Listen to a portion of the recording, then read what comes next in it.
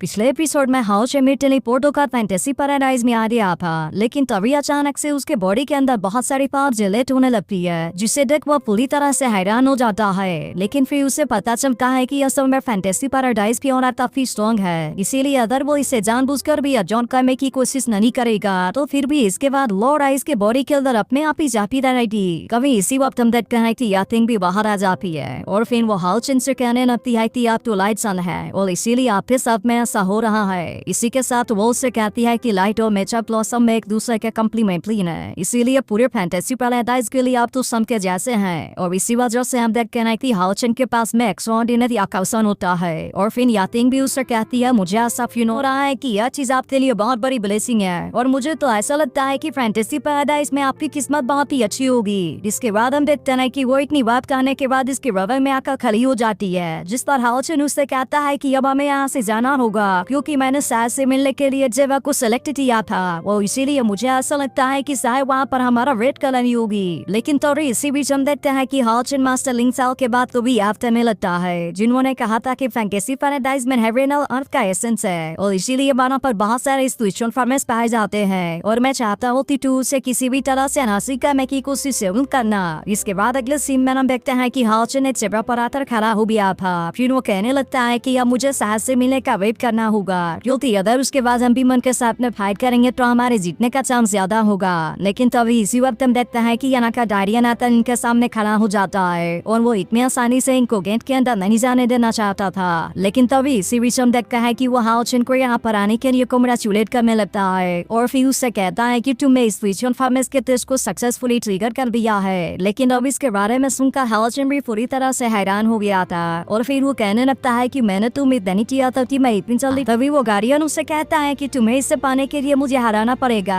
और फिर इस तरह से तुम इस कीमती स्पेशल फॉरेंस को मुझसे पा सकते हो। याद है कि यातिंग भी हाउ चिन से कहने लगती है कि मेरी बात तो सही हो गई और आपका लक तो सच में काफी अच्छा है। इसके बाद वो इसे बताने लगती है कि यह स्पेशल फॉरेंस बिना किसी एट्रीब्यूट वाला है, जिसके वजह से यह तो बहुत ही रेयर है क्योंकि बिना एट्रीब्यूट के होने की वजह से कोई भी इसे जॉक कर सकता है। तभी वो गार्डियन भी उससे कहने लगता है कि तुम्हारे पास में तो पहले से ही एलिमेंटल सोल फॉर्मेस है और इसीलिए मुझे भी ऐसा लगता है कि तुम्हारी किस्मत तो सच में काफी अच्छी है। लेकिन तभी इसी बीच हम देखता है कि वो हाउ चिन के लाइट ऑरा को देख भी पूरी तरह से हैरान हो गया था और फिर कहने लगता है कि इसकी लाइट ऑरा इतनी स्ट्रॉन्ग कैसे हो सकती है। और इसके वजह से हम देखता है कि वो गार्डियन इसके सामने हिप्नोटाइज भी होने लगा था और फिर अचानक से उससे ऐसा फील होने लगता है कि अब फॉर्मेस ऐसे नहीं दे देना चाहिए। लेकिन इसके बाद भी हम देखते हैं कि वो किसी तरह से खुद को ऐसा करने से कंट्रोल कर लेता है और फिर कहने लगता है कि मैं तो यहाँ का गार्डियन हूँ और इसीलिए मैं इस तरह का चीटिंग बिहेवियर कभी भी नहीं कर सकता। इसके बाद वो हाउ चिन से कहने लगता है कि वैसे तो यहाँ पर बहुत सारे स्पिरिचुअल फॉर्मेस है, लेकिन मैं जानना चाहता हूँ कि इस वाले स्पिरिचुअल फॉर्मेस के बारे में तुम्हारा क्या विचार है और क्या तुम इसे पाने के लिए मेरे टेस्ट को एक्सेप्ट करने के लिए रेडी हो।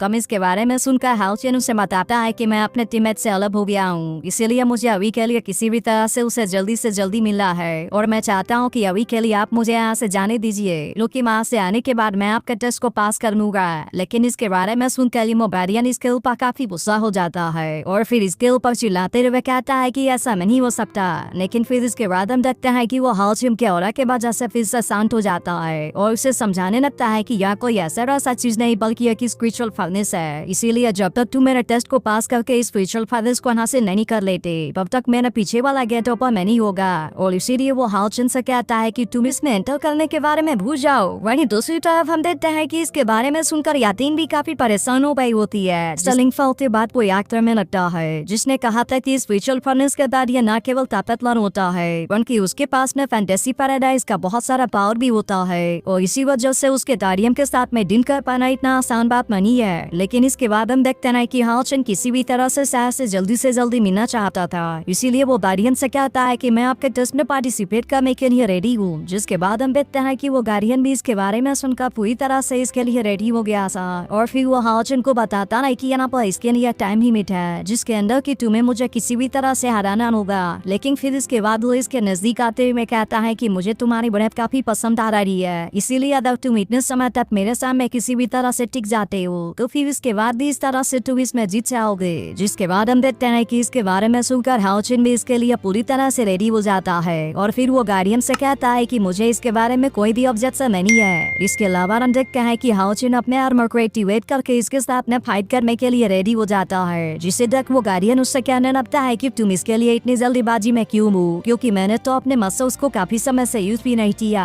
इसके बाद हम देखते हैं कि वो गार्डियन भी इसके साथ में फाइट करने के लिए पूरी तरह से रेडी हो जाता है, जिसे देख हाओचन भी अपने स्वॉर्ड का यूज करके इसके ऊपर अटैक करने की कोशिश करने लगा था। लेकिन असल में इसके अटैक की वजह से गार्डियन के ऊपर कोई भी असर नहीं हो रहा होता, जिसके बाद वो गार्डियन उससे फिर से अटैक करने के लिए बुलाने लगता है। तो इसे देख हाओचन भी हैरान होते हैं, मैं कहता है कि इसका डिफेंस तो सच में बहुत ज्यादा पावरफुल है, लेकिन वही गार्डियन हम इसके ऊपर फिर से अटैक करने के लिए रेडी हो रहा होता है और फिर वो तुरंत अपने पावर का यूज करके इसके ऊपर अटैक करने की कोशिश करने लगता है। लेकिन इसके बाद भी हम देखते हैं कि हाओचन किसी तरह से इसके अटैक से खुद को बचाने लगा था और इसी के साथ वो अपने पावर का यूज करते हुए इसके ऊपर अटैक करने की कोशिश भी करता है, लेकिन वो गार्डियन के पावरफुल डिफेंस के सामने कुछ भी नहीं कर पाता। लेकिन इसके बाद भी हम देखते हैं कि हाओचन इतनी आसानी से इसके सामने हार मानने वाला नहीं होगा और वो किसी भी तरह से स्ट्रेस था। तभी वो गार्डियन भी इसके ऊपर अटैक करके हुए कहने लगता है कि तुम्हारी स्ट्रीट तो सच में काफी अच्छी है, लेकिन ऐसा लगता है कि मुझे हराने के लिए तुम्हारी अटैक उतनी अच्छी नहीं है। और इतनी बात कहने के बाद वो गार्डियन फिर से इसके ऊपर अटैक करने की कोशिश करता है। तो इस पर हाओचन भी उससे कहता है कि अब मैंने इस अटैक का सामना करने के लिए रेडी हो जाओ, जिसके बाद हम देखते हैं कि वो तुरंत अपने लाइक विस्कस पावर का भी यूज करके इसके ऊपर अटैक कर देता है। तो इसीलिए वो गार्डियन भी इसका सामना करने के लिए रेडी हो गया था, जिसके दौरान हम देखते हैं कि हाओचन इसे हट करने में कामयाब हो जाता है। तो इसके लिए वो गार्डियन भी इसकी तारीफ करते हुए कहता है कि तुमने तो सच में मुझे अपना सा हट कर दिया, इसीलिए ऐसा लगता है कि मुझे भी अब इस फाइट के लिए पूरी तरह से रेडी होना पड़ेगा। जिसके बाद हम देखते हैं कि वो भी यहाँ पर अपने और ज्यादा पावर का यूज करने लगता है। लेकिन इसके बाद भी हम देखते हैं कि हाओचन को इसके बारे में कोई भी चिंता नहीं होती और वो भी अपने पावरफुल स्किन को एक्टिवेट करके इसका सामना करने के लिए रेडी हो जाता है। इसके बाद हम देखते हैं कि वो तुरंत अपने इस पावर का यूज करके गार्डियन के ऊपर अटैक करने लगता है। लेकिन वहीं अब उधर गार्डियन भी इसके साथ में फाइट करने के लिए पूरी तरह से रेडी हो गया था और हम देखते हैं कि वो बड़े बड़े स्टोन का यूज करके इसके ऊपर अटैक करने की कोशिश कर रहा होता है। लेकिन इसके बाद भी हम देखते हैं कि हाओचन ने इसके अटैक से खुद को किसी तरह से बचा लिया था, जिसके वजह से वो गार्डियन अभी इसका कुछ नहीं कर पाता।